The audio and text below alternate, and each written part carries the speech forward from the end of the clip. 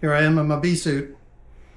This is a kind of an expensive bee suit. I paid a little extra for it. It's not one of the cheap ones because it has a mesh on the inside, and it has this kind of screen thing on the outside and the inside. So it's kind of like 3 layers, but the air can go through, which is nice.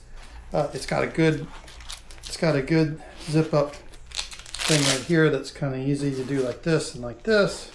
You zip it up, put the Velcro over, and it does a good job of keeping the bees out and keeping you relatively cool. It's always hot. You're not going to get away from the heat.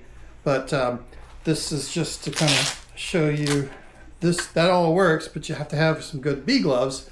Another thing that if you're going to deal with a lot of angry bees like we did in this cutout, you really should have your gloves. I couldn't find them that day. I had to wear yard gloves, and they got up my sleeve.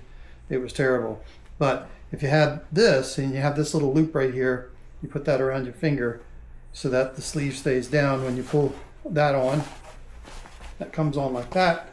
And try to get one with small fingers, because you need the nimbleness of, even though you got to kind of jam your fingers in there, if it's real tight, you want it to be that way so that you have a little bit more action with your fingers on on these gloves. And so don't skimp on the gloves either. I do recommend spending the extra money on that. This is a hive tool, and you pry up like this, or you kind of scrape like that. This is a necessity also. Those are not expensive. But in the video you're about to see, it is with a bottom board that has a screen and a tray that has mineral oil in the tray. So whenever the bees encounter hive beetles or anything, and they scurry them around, and the hive beetles drop down and they fall into the tray, they fall into the mineral oil, and they just kind of starve out, or they drown in there in the mineral oil. They drown in just a couple of seconds. I later found out that their larvae also is dropping down in there, and they get kind of stuck in there. But when I dump it out, you'll see me dump it out into this little bin, and later on they survived. Apparently the larvae don't need much oxygen because they spend a long time in that oil and somehow survived. I had to spray them with a spray in order to kill them. Those little small hive beetle larvae are bad. After they get out, they get into the ground and they pupate there, and then the adult hive beetle comes out. So you want to, this little tray is the little bottom board with the screen and the tray. I think they sell it in Florence, Mississippi, and that's worth the money too, because these bees were infested with hive beetles, and after this session, my next session, I hardly found any down in the oil. But you'll see it's pretty nasty. When I first poured it out, the first couple of days was pretty nasty, and then the next session, after I put some clean oil, I don't think I show it, but there's not very much down in the oil for that one. Kind of nasty. I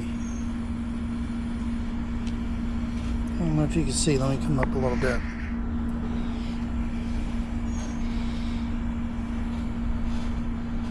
Got a bunch of small hive beetles.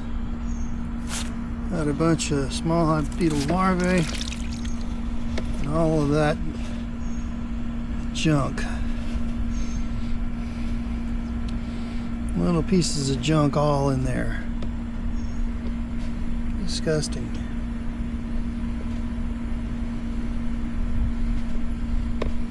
That's a week and maybe 2-3 days worth of junk. A lot of dead beetles. Alright, then I'm going to go rinse this off. I'll come back. I cleaned it. I have this mineral oil that I bought online. Got to do this fast so you guys can see it. Pour it on in. Fill up all the little chambers. Just so you know, that all that gunk is from a cutout. Yeah, all the bees from the cutout. That came from ceiling space of a porch. And so they haven't you know, they've had a chance to collect a lot of hive beetles through that time period. Now trying to get them going in a regular hive with some better treatment, but I hope they make it.